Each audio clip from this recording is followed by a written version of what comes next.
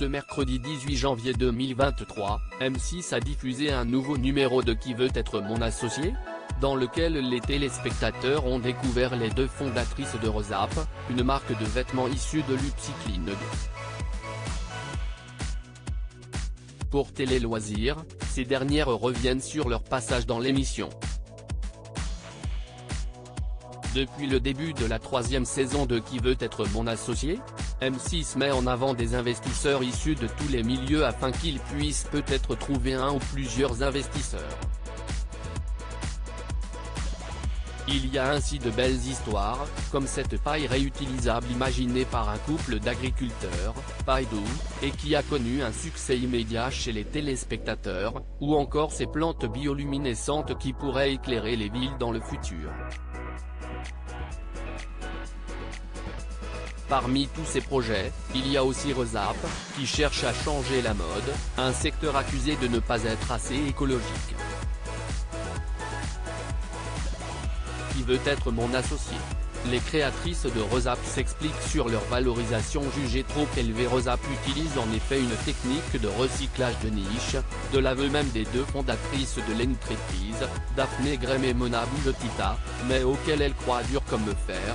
On veut devenir le leader européen, voire mondial, de l'upcycling, nous confiait-elle. À l'issue du dernier numéro de Qui veut être mon associé?, les deux jeunes femmes sont surtout reparties avec pas moins de 3 investisseurs, qui n'ont cependant pas été tendres en premier lieu, jugeant la valorisation initiale, comprise entre 1,5 et 2 millions d'euros, trop élevée. En toute transparence, on s'est dit que potentiellement, c'était une valorisation trop grosse à l'instant T, mais dans notre vision et dans nos prévisions, je ne pense pas que c'était trop élevé. Nous, on veut vraiment venir bousculer quelque chose qui n'a jamais encore été bousculé, on veut industrialiser l'upcycling. Pour nous, ça n'était pas exagéré.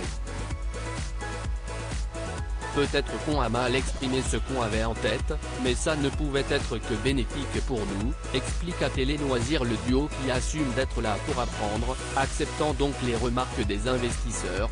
Pour nous comme pour tous les entrepreneurs, je ne pense pas que ce soit nécessaire de se braquer quand on entend ce type de discours à partir du moment où on est aligné avec ce qu'on fait et ce qu'on pense, il n'y a pas de sentiment de frustration à avoir.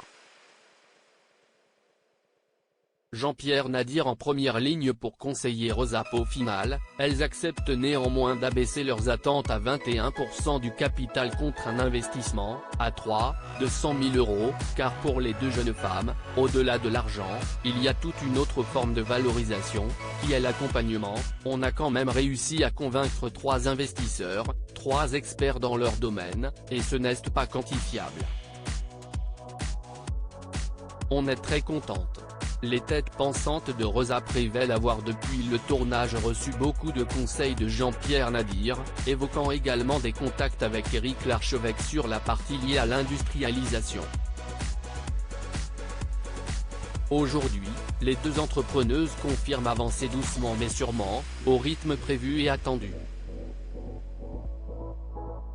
À lire aussi notre stock a été vendu en 1 heure.